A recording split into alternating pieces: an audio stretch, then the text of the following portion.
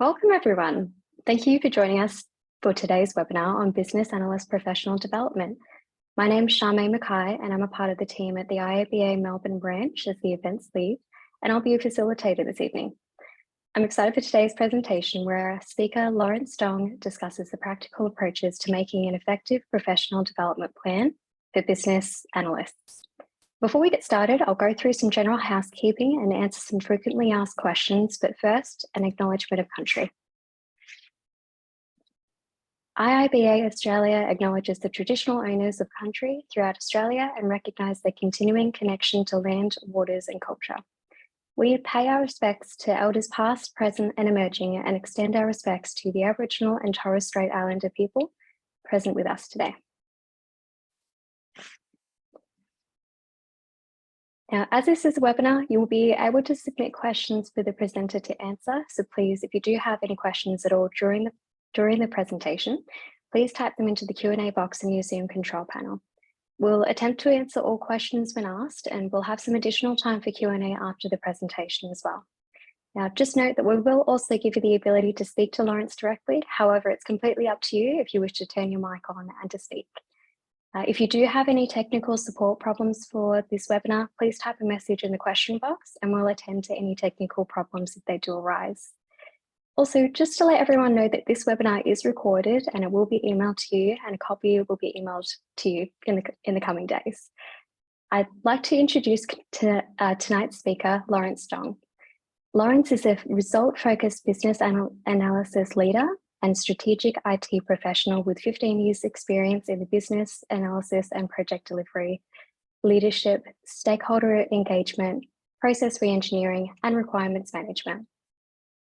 He's worked across ANZ, CBA, AustralianSuper, Victoria State Government, Australia Post and Telstra. He's also a true believer of developing staff to enable organic growth from within the team. Now, Lawrence is now going to join us to share several practical approaches to making an effective and tailored professional development plan. Now, without further ado, let's turn the time over to Lawrence. Welcome, Lawrence. Thank you, Charmaine. Thank you, everyone. Let me share my screen.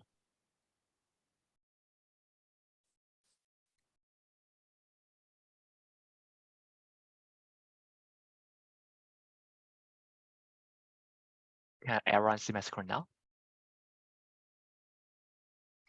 Yes, we can do that fine. Thank you. Okay. Good afternoon, everyone. So my name is Lawrence Dong, and I'm the speaker tonight. Tonight, I'm going to speak on professional development. Although I'm talking about BA professional development, but I do believe it can be used for other IT professionals as well. So a little bit about myself. I've been doing business analysis for over 15 years. Also, I have been a manager in the past for more than 10 direct reports. I also volunteered for IIBA Australia as a former board director as well.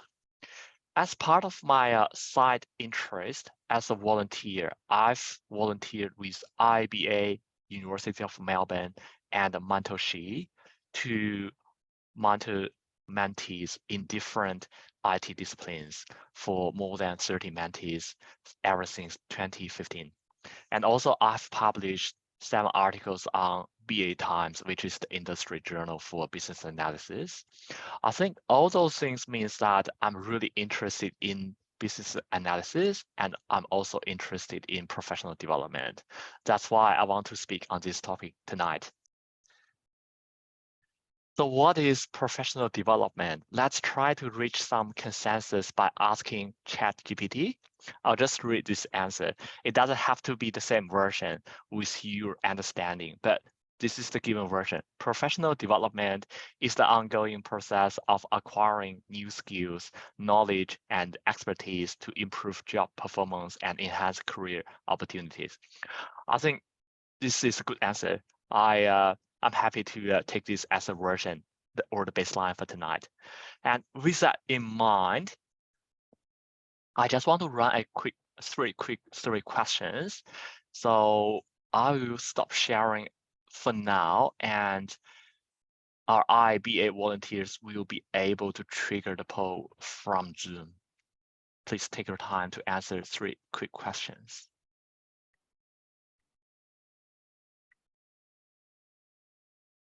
I've just launched the poll in Zoom now. There is 3 questions. It is multiple choice. So feel free to select the best answer.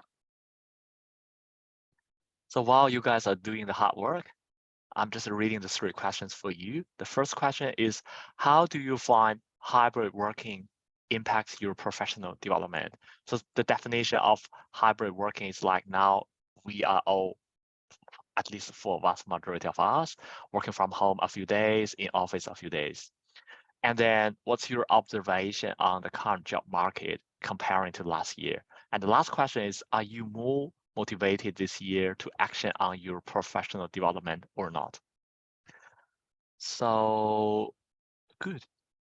We're getting 81% of participation, which is a great number. I'll just wait for 1 more minute. I really hope that all of us can just cast our vote. All right, it's almost 90%. Good.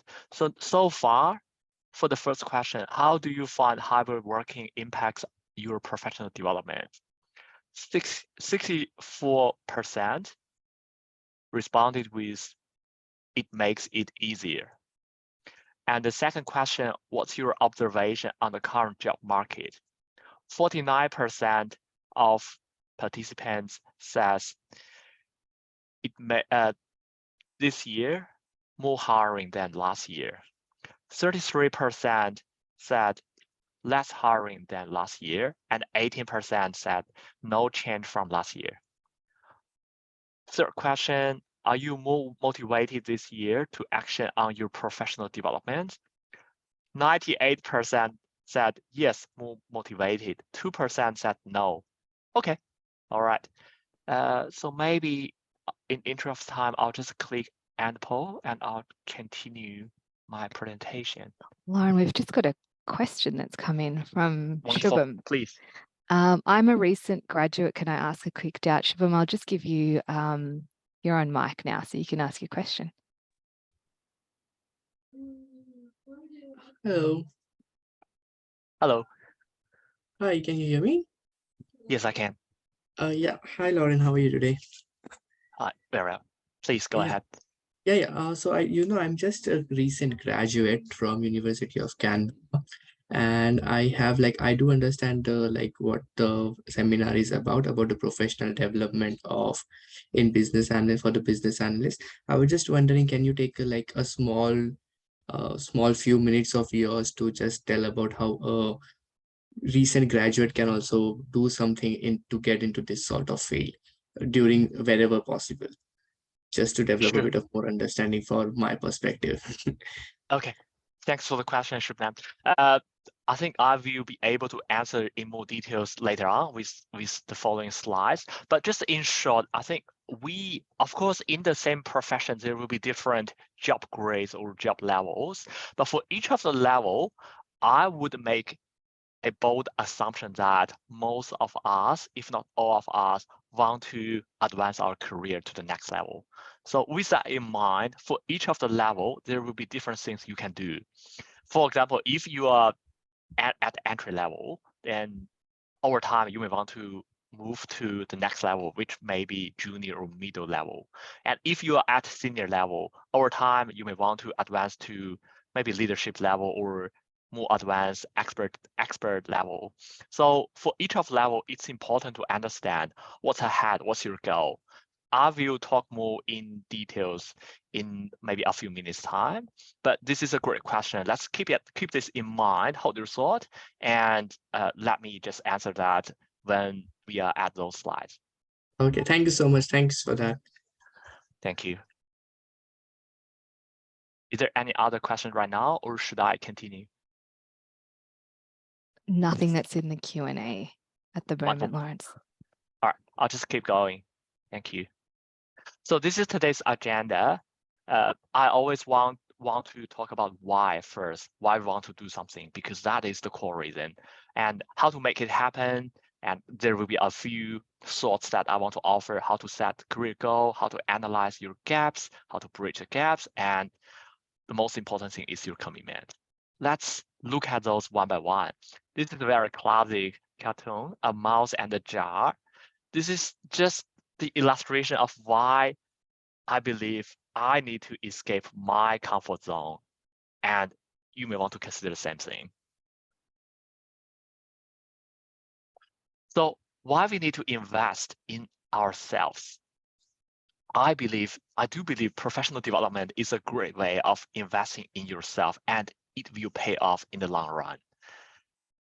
So investing in yourself will mean two things. The first thing is, from the left-hand side, it will improve your skills, your confidence, your well-being, physical, mental. Also, from the right-hand side, it will prepare you for future changes and the improvement that will eventually be required for your future. So that's why I believe there are a lot of good reasons that we should do professional development and we should invest in ourselves. And also, we need to make a plan. If you fail to plan, you plan to fail. How to make a plan, how to make it happen? I believe there are 4 steps we can do. The first step is to identify your goal. What's your goal? Is that job related? Is that something else? Then with the goal, we can identify the gaps, we can identify the actions, and we can do it. When we want to set our career goal, there will be different levels of success: good, better, best. So where to start? We need to figure out your driver by talking to your family, to your friends, to some industry connections that are trusted by yourself. But maybe to simplify this question, if you do like your current job, maybe you want to go to the next level. If you don't like your current job, you can find something else, maybe another job you want to do with more passion. If you like your job, but you do want to add something to your job, maybe you want to explore something new, trendy to add to your job. So those are 3, not exhaustive, but some indicative questions you can ask yourself to navigate your goal. After finding your goal, we need to analyze the gaps. Again, I'm just taking jobs as an example for our analysis on the gaps. For example, I'm today doing a job, but I want to do a different job tomorrow or maybe 2 years later. What is the high-level approach to find the gaps? We need to find out the extra skills that will be required by your future goal or your future role, so that you are prepared when opportunity presents itself. For example, if you work within a company, they may have some internal opportunities and you can apply as internal candidate, but you need to be ready at that time. What is a detailed level approach you can use? This is the approach that I have been using, I'm still using, and I like this approach. For example, if I want to target a future job, which is somehow better to my current one or more aligned to my career path, I will maybe go to Seek or Indeed or LinkedIn, and then I will find some details, some required skills for the future role. For example, there will be 1, 2, 3, 4, 5, 6 different colors representing 6 different categories of skills. And then I will reflect myself on my current role.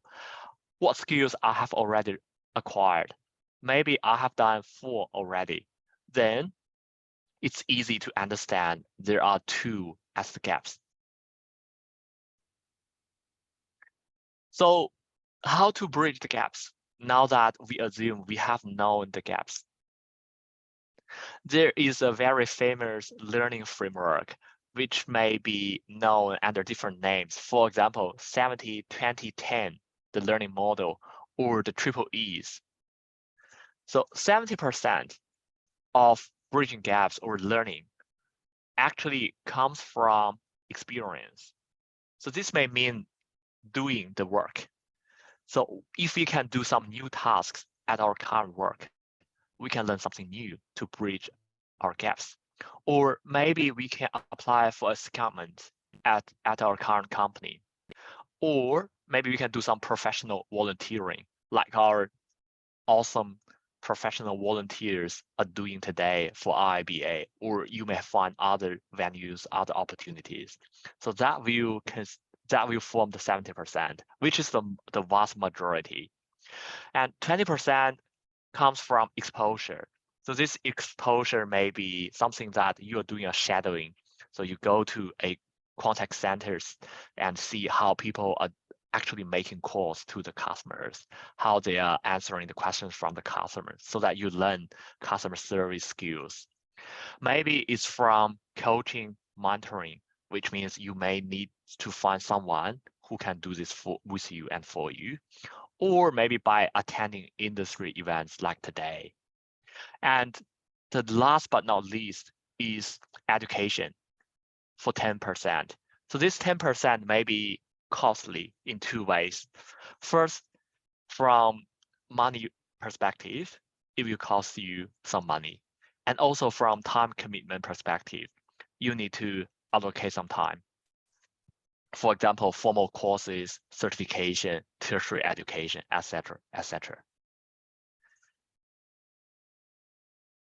Any questions so far? Yes, I've just got two that have come in, Lawrence. The first is from Amit. What advice would you give to someone who is transitioning from a career as an associate lecturer in a business school at a university to a business analyst role and currently preparing for the IIBA exam? Specifically, how can they effectively highlight their transferable skills and relevant experience on their CV to stand out as a strong candidate for an early career BA position?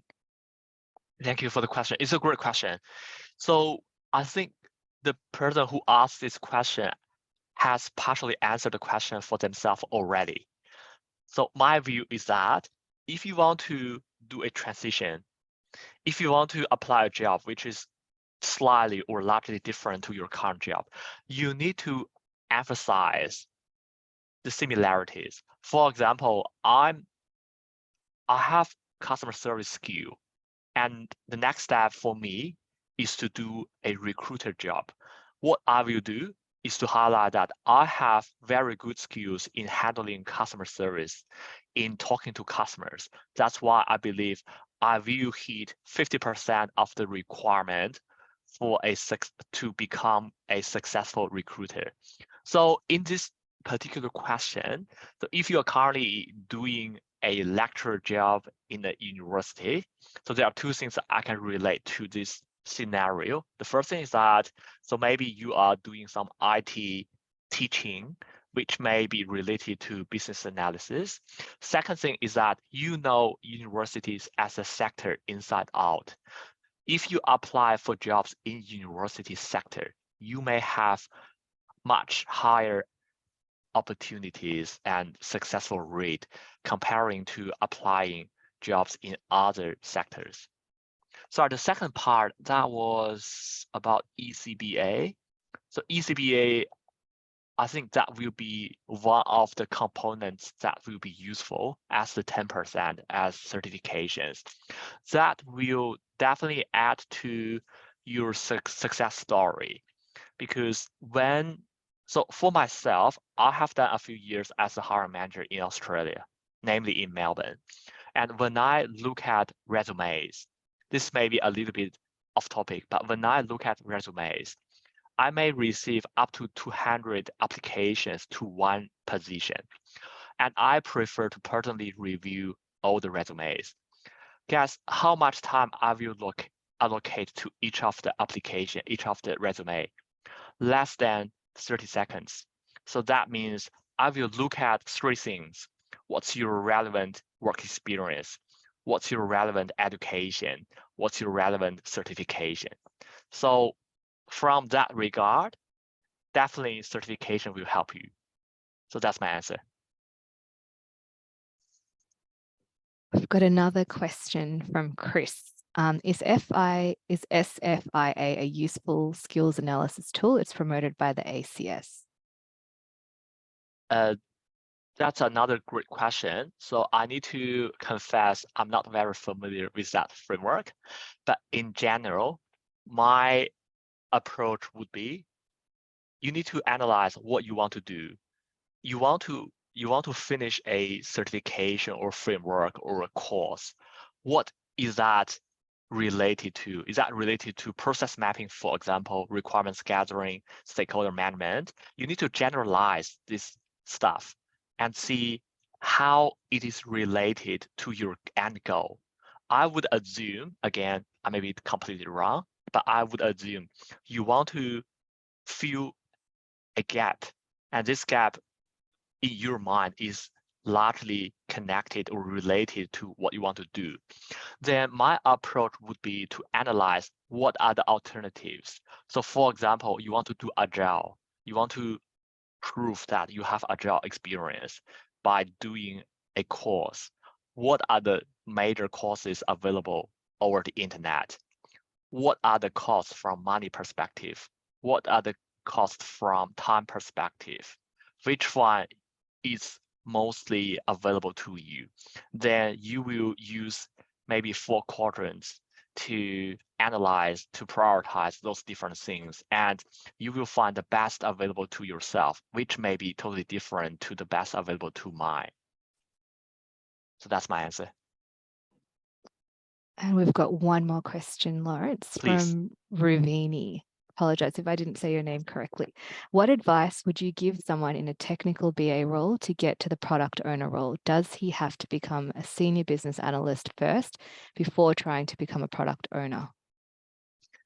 This question is killing me because I'm still finding the answer for myself. So for a while in my career, I wanted to become a product owner, but I haven't succeeded. So I'll try my best to answer.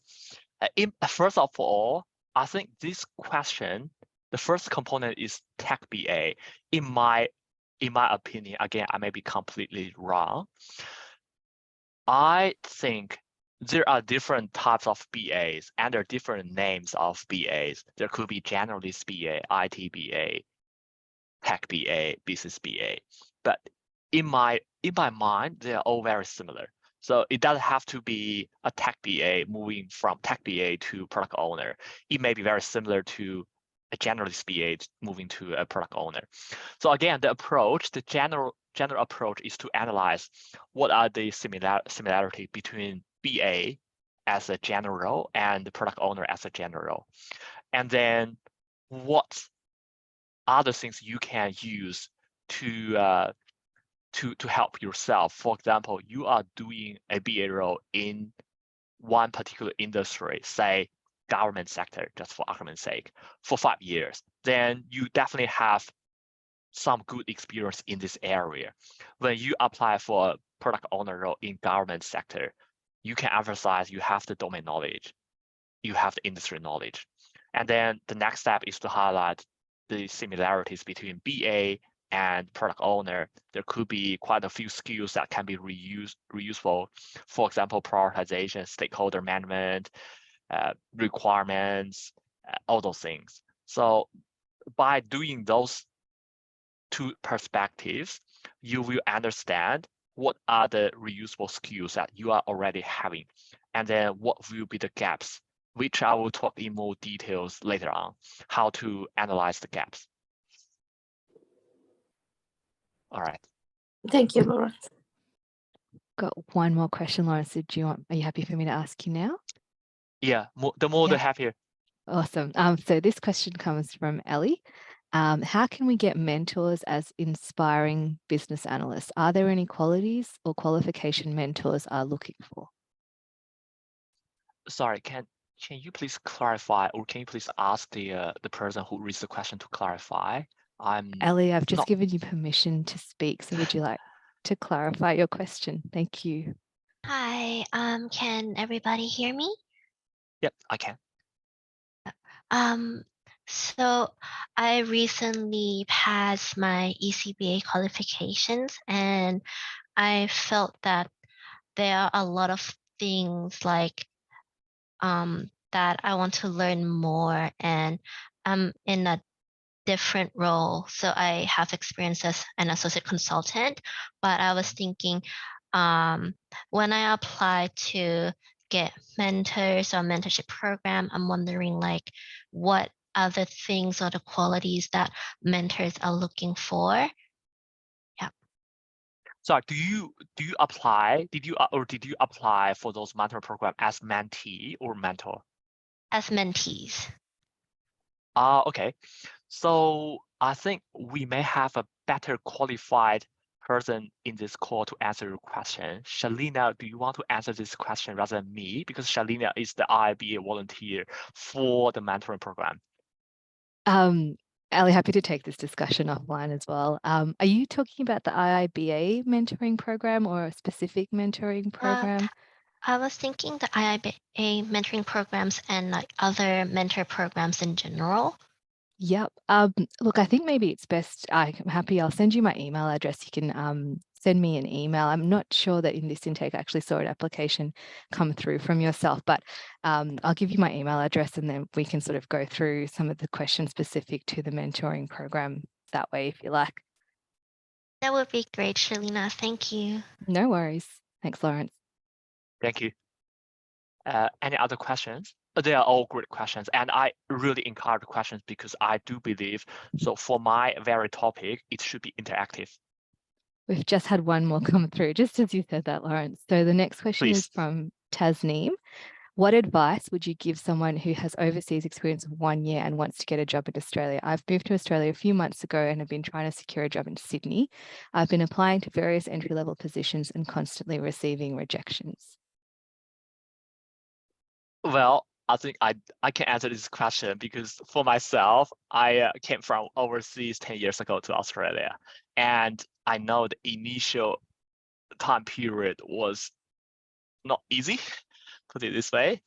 What I did, I'm not sure if I can give you the best advice, but what I did initially was to highlight my universal certification. For example, at that time I had PMP, which is like a product manager certification. And I put that in a very focused area on my CV to just raise awareness that this person, this applicant is having something that is also being used in Australia.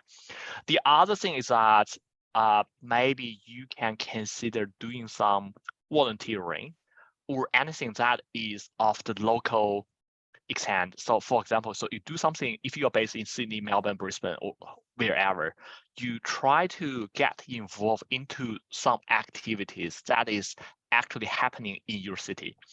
So you can, and later you can put that as your volunteering experience on your resume. And with that, sorry. All right, I'll just keep talking. So with that, you will have like closer touch with like the local environment.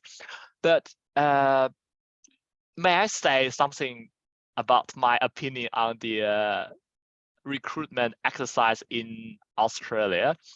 My personal opinion, again, maybe totally wrong, is that the hiring practice or exercise in Australia is low risk based.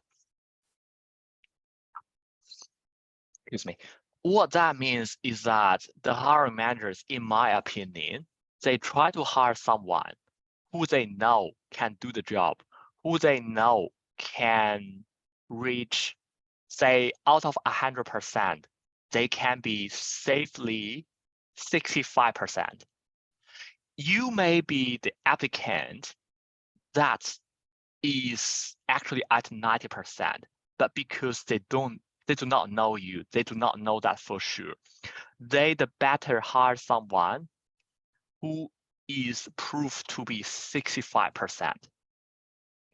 I do not personally like this hiring exercise, but this is my finding, my personal finding. So don't give up, keep going. And I have something I want to share with you right in this session. Just wait until the last, and then I'll read a Chinese proverb for you so that hopefully you can get some inspiration from it. Any other questions? Nothing else at the moment, Lawrence. Thanks. Wonderful. Thank you. All good questions. I'll keep moving. Feel free to post your question in the Q&A section.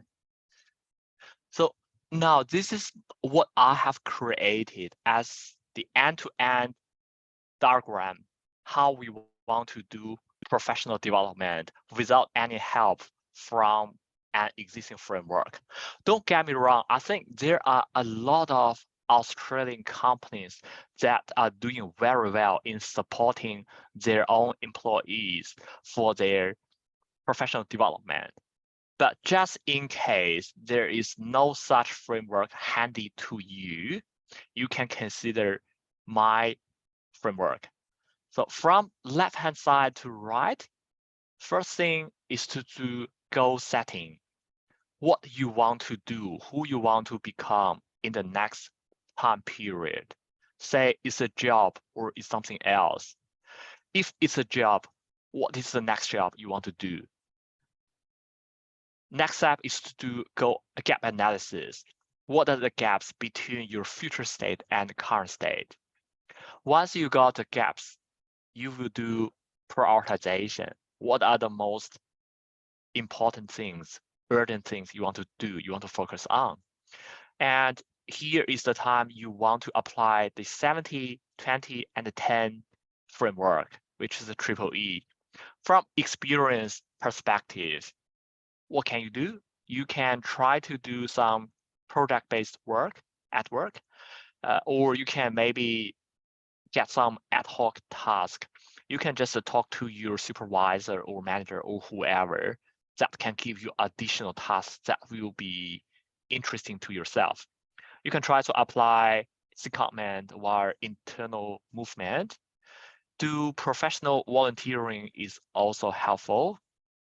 From 20% perspective, if you're currently at work, so at work, your company may have some internal coaching program. This may be where managers, senior, or peers, or some professional coaches, or alternatively external. There may be some external mentoring program where, for example, IIBA, which is happening right now, or industry events. There will be a lot of great speakers talking about different topics that they are expert in.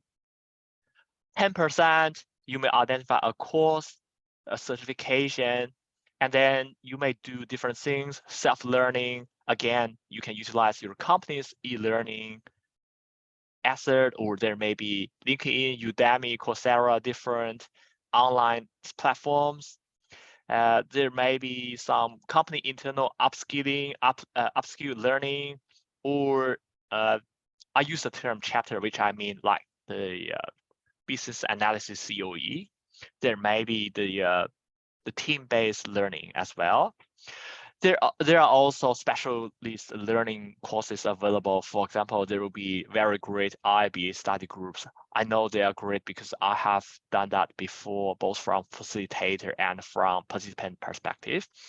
And this is cheap as well. Or you can do education professional provided specialist learning, which will be more costly, but this may take you less time. I'll just pause here if there is any other questions. We have a question from Than. Hi, I think it's in response to Chris. Hi, Chris. In SFIA, it's broken down to various skills and levels. Many skills are definitely performed by business analysts. For example, requirement definition and management, acceptance testing, stakeholder relationship management. It's a useful tool to track your skills progress, especially if you are a member of ACS or BCS, British Computer Society. Thank you so much for the background knowledge. I think that is very helpful to me as a person. So next time I know better of this framework. Thank you. Just to respond to the previous question about this framework, to me, it's really like a cost and benefit analysis. There will be a lot of similar framework or courses available to you. You just need to pick the best for you based on your success criteria, be it money, time, etc. For example, so currently we have AWS, Azure, GCP, the different cloud and major cloud computing platforms. And most companies, if not all, are moving to cloud. So that means if you know cloud computing, that will be a bonus, a plus in your job application, etc.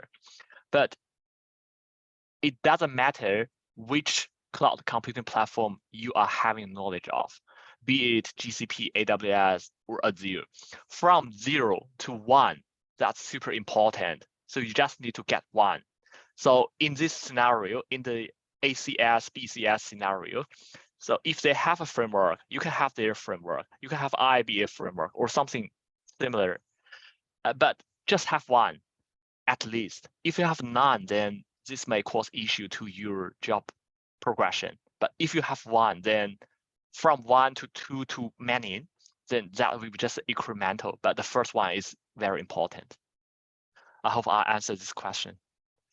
Sorry, did you say there's another question? There is one more question, which is from H. Rolf. On the subject of professional development, would you know anyone here in Melbourne or anywhere else who has passed the Open Agile Architecture exam, which looks like it's from an opengroup.org?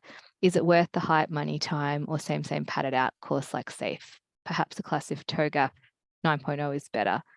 Being drawn into architecture discussions as a senior tech BA. It's a great question. Again, I need to confess that I don't have much knowledge on this particular professional certification. So my approach will be general approach. What is the money associated? What is time associated? And then you also analyze what is your next role. How much is this certification related to your next role, to the job application? And then how much time you have, how much money you have, etc.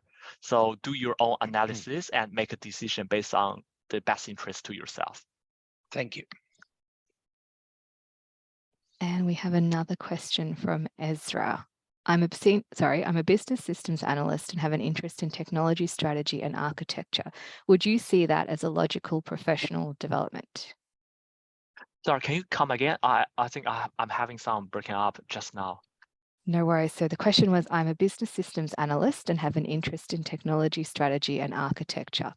Would you see that as a logical professional development? Based on my personal experience, I would say yes. There will be many different career paths rather than one. So this is not just from point A to point B. As for example, as a BA, you can become a senior BA, a BA manager, and you can become a BA coach. You can become a product owner, as someone already mentioned in the questions. You can become maybe from a business system analyst to architect or developer, or you just name. There are many other options. It's important to understand what matters or matter most to you as a job, because now we are talking about job and roles. To me, again, this is my personal view, which may be wrong. To me, a job to me is 3 or 4 things. First thing, let's talk about money. Yeah, you have put your hard work. You should be fairly compensated.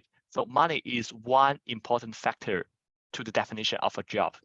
Second thing is time or effort. How much time you need to invest into this job? How much effort you need to do in this job? Number 3 is future progression opportunities. Are you having broader and broader, brighter and brighter future by taking a new role, or the other way around? That's 3 most important factors. And the number 4 is your health, well-being. This is like physical well-being and mental well-being. For example, if you just keep working overtime over the weekend, what impact will it lead to your physical and mental health? This is one of the important things that people are talking about today as well. So again, long story short, if you know 2 roles, your current role and your future role, try to use the criteria or the 4 points to measure whether or not that is best for you.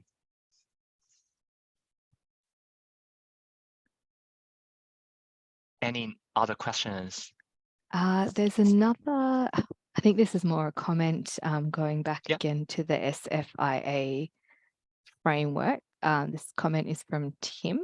The SFIA framework doesn't have business analysis as a specific role, and under the latest version, the skill of business analysis has been broken out as a couple of new skills: business situation analysis and feasibility assessment.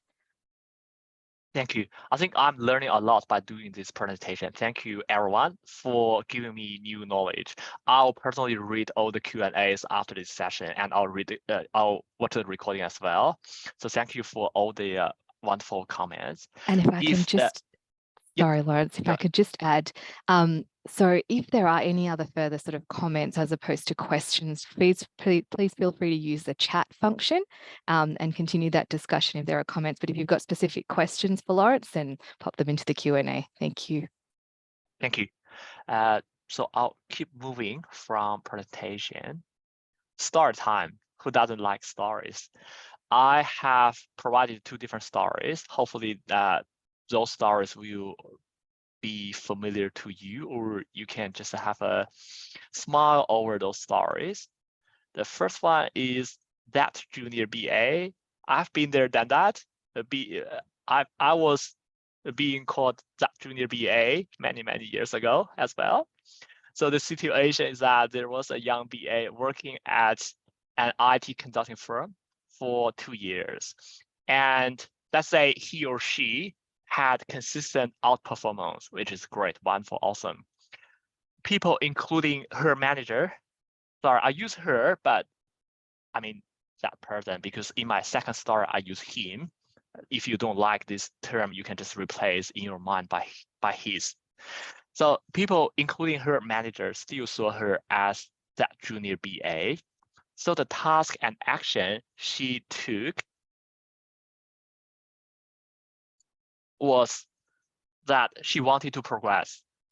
So she completed IIBA CCBA certification and then wrote a detailed report to align her experience and her achievement to her role. And in the actual performance review, she showcased her competencies aligning to the IIBA Babel framework. As a result, her manager this time believed she can now charge the clients at higher rate as a certified BA, and she got promoted to mid-level BA. So again, so this is based on a true story. I actually know a person who had something very similar to this scenario. That's why I wrote this piece of story. I'll just move to the next slide. The second story is knock the door of a bank. This is just assuming that the financial services industry to the actor in this story is a better and next level movement for that person. You can just replace that by a different industry that makes sense to you. Okay, the situation is that there was a solid senior BA working in telco industry, but he failed in getting a job in one of the banks due to no industry experience, no financial services experience. So the task and actions he did was to complete IIBA CBAP, which is a higher BA certification, and also polish his resume to focus on industry agnostic and transferable BA skills. And also he had a think through about the similarities between a bank and a telco, which is really a challenge. So the result is in the actual interview with a bank, he said a telco is very similar to a bank. As soon as they turn mobile phones into a payment method. Just to remind you, this story, it happened in the year of 2015 when Apple Pay wasn't a thing yet. So this candidate actually stood out of other candidates who have bank experience and got hired. So the classified name of his first project was Apple Pay. So that were the two stories I wanted to share with you guys to give you some inspiration. Any questions so far before I'm moving to the next slide? Nothing at the moment, All right. Lawrence. Thank you. Okay, we are almost there. So I promise to provide some inspiration to one of the participants today. This is one of my favorite saying. Commitment is the key. So now I have given you the methodology. You know how to do that. You can do it from tonight or tomorrow.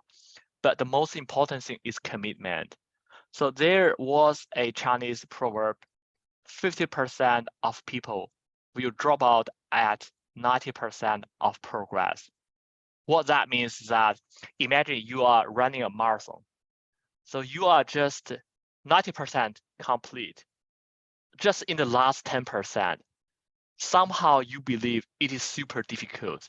You cannot finish it. You decided to drop out. This is a scenario. But in professional development, you may never know when is 90%, just like job application scenario. For example, I keep applying.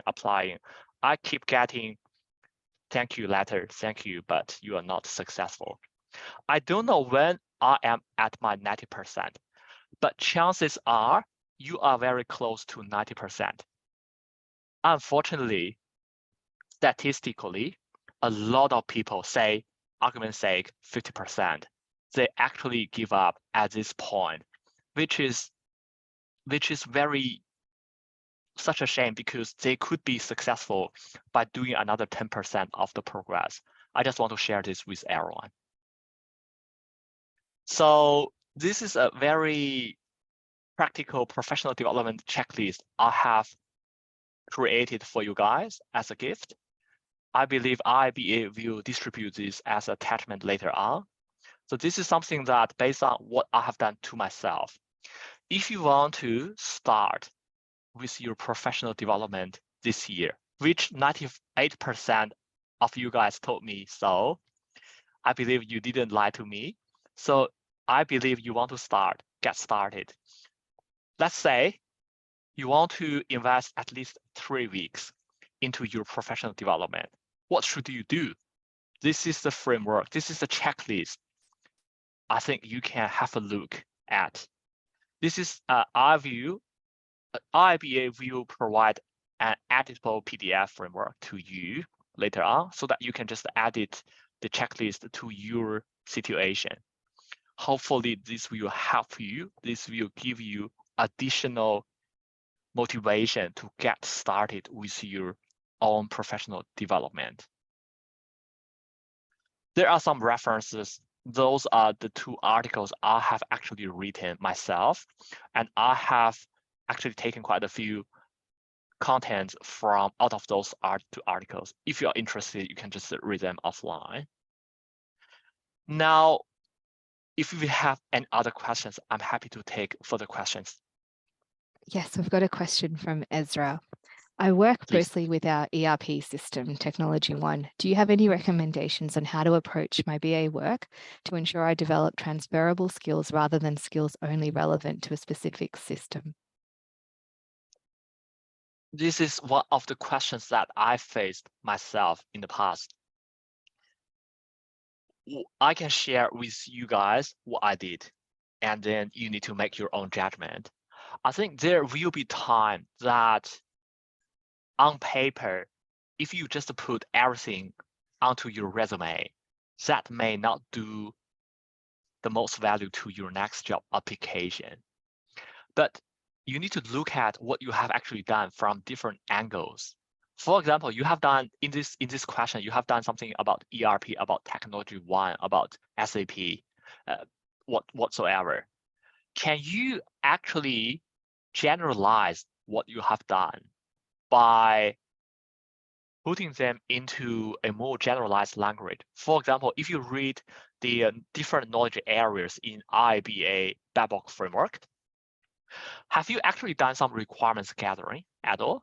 have you done some stakeholder management at all? Or have you done some process mapping at all? If you have actually done those 3 areas or more areas, maybe you can draw some inspiration from those existing frameworks. And maybe you can use the language, the terminologies in those frameworks rather than using something like SAP or ERP configuration. So this will be the first starting point to run a stock take of what you have done. Actually, you have done, but looking at it from a different perspective. Don't only look at what you have done from yourself perspective, from your own perspective, but try to think from a hiring manager perspective, what the hiring manager want to see and what you have actually done. What will be the commonalities? What will be the similarities? Try to highlight those things into the resume. I'm not telling you to fake or to lie or something to that extent, but try to write things that will be easily understood by the hiring manager. I think that will help you as the starter. That's my answer. Thanks, Lawrence. I've also got a question from Than. As a HR manager, would you value someone with single company experience, example, 5 years staying in comfort zone, or multiple company experience, 5 years with 3 companies, risk taking?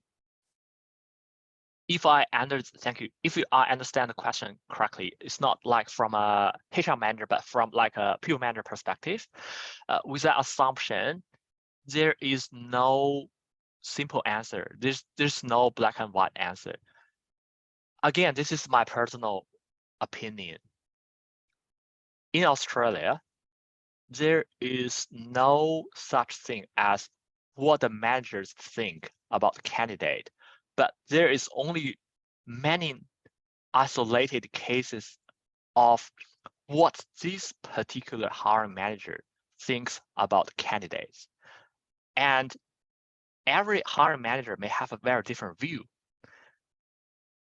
Person A may think that I prefer someone who worked for one company for 20 years. And person B may think I prefer someone who works across 5 different industries. They all have very good reasons to think in that way. What you need to do is to focus on yourself. If you happen to be the person who worked in one company for 20 years, that's your advantage. Highlight that, quote that loud and clear in your resume, and try to apply for jobs where your circumstances will be highly valued.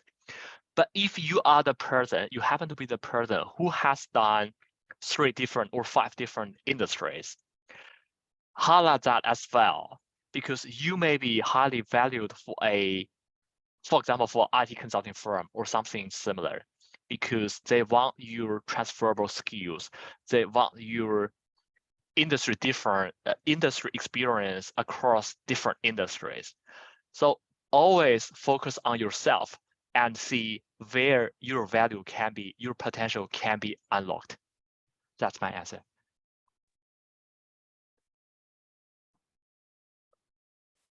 That's all the questions that we've got in the Q&A. Did anyone else have any other questions? Great, great questions. You can raise your hand as well, and we can ask your question too if you want. Oh, here we've got another one. Ravini, do you think it's better to change jobs every few years, 2 to 3, in order to develop yourself as a BA, or at least change role to different projects? This is a very interesting question. I believe everyone at a certain stage has some thinking into this question. What is the best way to elaborate? I think my personal view is that first of all, you need to ask your friends who you trust will answer your question truthfully. how often do they change jobs? And then you can have a data set, which is your own statistics.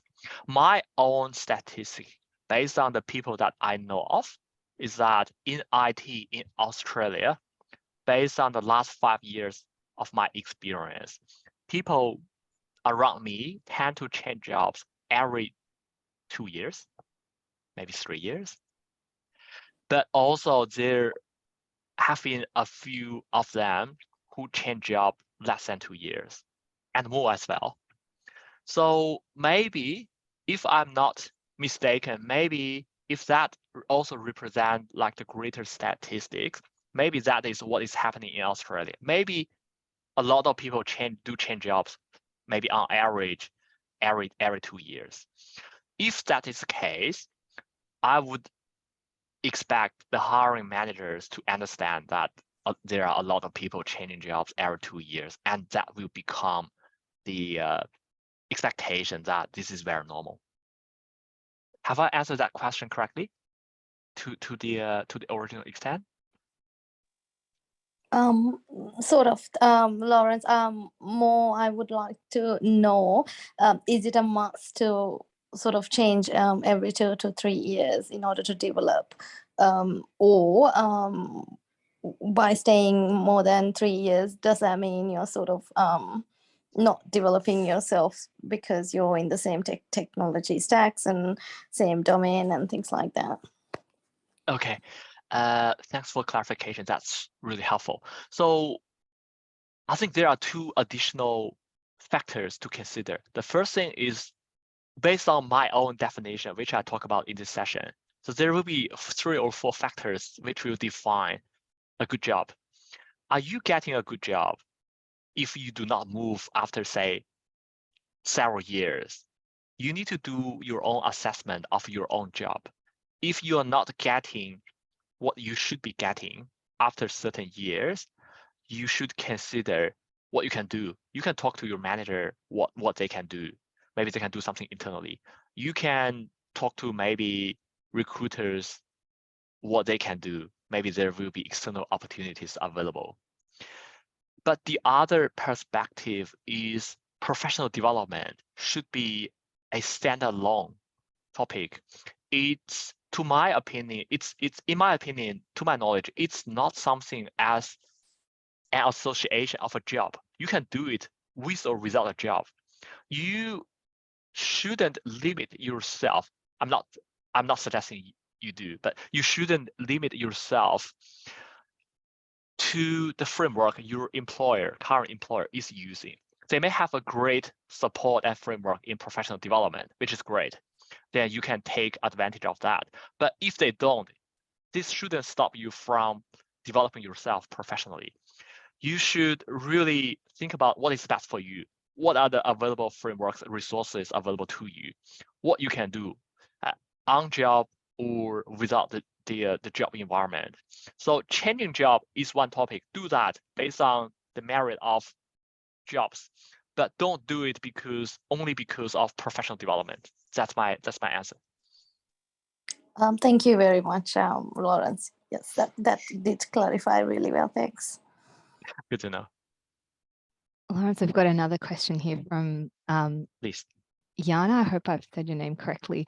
Most of BA jobs offered are with a contract, not permanent. I will prefer to work as permanent. However, I feel that permanent roles will be more around supporting business BAU and less challenging. Do you agree? I need to clarify a few things, or I need to break down this question to a few components. The first thing is that it would be nice if I have run another survey question, which is like, how many jobs are there in like contracting world and how many are there in permanent world? This is very dynamic. For example, when there are a lot of IT projects ongoing, there may be more contractor job than permanent job. When there are less IT projects ongoing, there may be more BAU, which is permanent job, than contractor jobs. So your observation may be different to mine or someone else. So this is very subjective, maybe. Second thing is that which one is better? This is hard to answer. It depends on your stage of your life and work and everything. Contractor jobs generally will pay you higher daily rate with lower job security. So you need to do a trade-off. And third thing is that okay, let me put it this way. There are a lot of benefit with a permanent job that cannot be fulfilled by a contractor job. This is because the definition of a contractor job is this is a contract. You are contracted to deliver certain outcomes. And they, as your nominal employer, they are not your real employer. So they have no responsibility or they are not expected to develop you. So you are supposed to be self-sufficient. So you are supposed to own your own professional development. So that's the definition of a contract or contracted job. But for permanent, this is different. There should be, again, in my opinion, there should be a moral contract between employer and employee that I do all the tasks for the company. I contribute my best effort to the company and the company will develop myself. There should be, in my opinion, there should be such a moral obligation or moral contract term. Whether or not that's the case is a different question. So really, you need to think about all those different perspectives and make the best decision for yourself. But don't be scared by the term of permanent job and contractor job.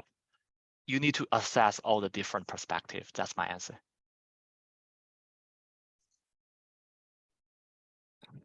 Got a couple more questions here, Lawrence, as well. It's great to see them coming. Next question is from Amit. Any advice on optimal CV length, how to present job titles in a way that is relevant to the BA role when you have done similar work but don't have the job title? Okay, I think this is a general challenge to many people because we are hired under one job title, but what we do is different. If I remember correctly, in the IIBA framework, there was a very clear definition of BA, which will not exclude people under different job titles. So if you are a developer, but you are actually doing requirements gathering, then you are doing the component of business analysis as well. What we can do to tackle this, maybe I can just right now, I can think from two things. The first thing is that if you are actually doing a big component, big percentage of something which is very different to your job title, maybe you can put a bracket. So say my job title, for example, is senior consultant, which means very little to people. But I can put a bracket saying business analyst. That will be helpful, I believe. The second thing is that in your bullet points, I assume your resume is similar to my resume. I will have my job title, my company name, job title, like the starting time and the finishing time. Under that, there will be some description. There will be some bullet points. Make sure you use those bullet points to highlight what you have actually done, which are most related to the job you are applying, say business analyst. Have you done process mapping using some diagram, visual diagram? Have you used maybe Jira, Confluence, whatsoever? Make sure you highlight those things loud and clear in your resume as the bullet points or as the technology stack or in other relevant sections. That will be helpful as well. That's the 2 cents I'm offering. Thanks, Lawrence. We've got one more question here. And just before I read that question out, just wanted to say there is some good chatter happening in the webinar chat as well. So just to remind everyone, check that out too. The next question is from Partha. Hi, Lawrence. What are some of the things that you have found challenging during your BA journey and how do or did you handle them? Great question. Now I need to draw into my memory. So as business analysts, we do have long memory. To me, The first thing is that, as someone else asked personally, when I arrived in Australia in Melbourne, finding my first job is the first challenge. So maybe a lot of you guys don't have this challenge, which is great, but this is definitely a challenge to me. I would think maybe for university graduates, finding the first job is as challenging as people coming from overseas finding their first job. This is very difficult step because after the first job, the second job, from the second job onwards, is much, much less difficult. So the first time is really difficult. And the next step, next stage for me is that I personally felt that moving from junior BA to middle BA, moving from middle BA to senior BA, that's relatively smooth and natural. But from a senior BA to a lead BA or BA lead, BA manager, that is the next challenge. Because for two reasons. The first reason is there are less roles in like the leadership roles than individual contributors. The second reason is that it's like catch-22. You don't have the leadership skills. How can you apply for a role? But I don't have the role. How can I develop my leadership skills? This is why this is the next challenge to me. I'm sure there will be other challenges down the road. For example, if I want to maybe transition my career from BA to product owner, how can I prove I can do product ownership, etc. But those are the things that are coming to my mind right now. Thanks, Lawrence. That's all the questions we've got at the moment, Lawrence, in the Wonderful. Q&A section. Wonderful. If that's all the questions, thank you everyone from my side, but I have one more component I want us to participate. So this is a Mentimeter, which I've used not many times. I'm hoping we can use this today as well. What I'm asking you guys to help with is to go into www.menti.com and enter the voting code. This voting code is displayed, or scan the QR code from your mobile device. And I will share my screen, share my browser. So please just put your feeling, just 1 or 2 words, how you feel about today's session, good, bad, something else, so that we can see how we feel about this session. This will be a great experience for myself, for my continuous improvement as well. So I will stop sharing on my, I'll just keep sharing on this page. But after a minute, I'll switch to my browser so that I can see how everyone is responding to this question. Please help participate.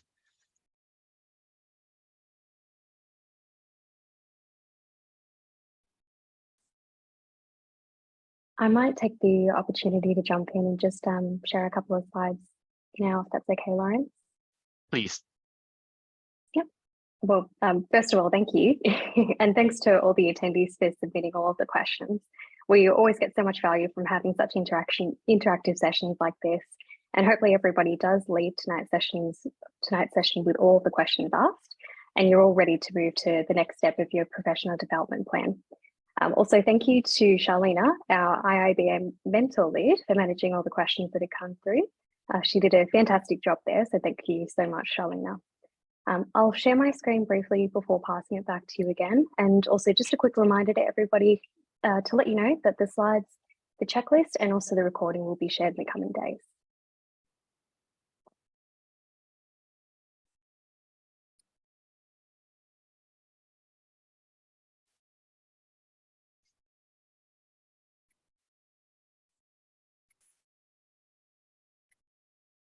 Can you see my screen okay?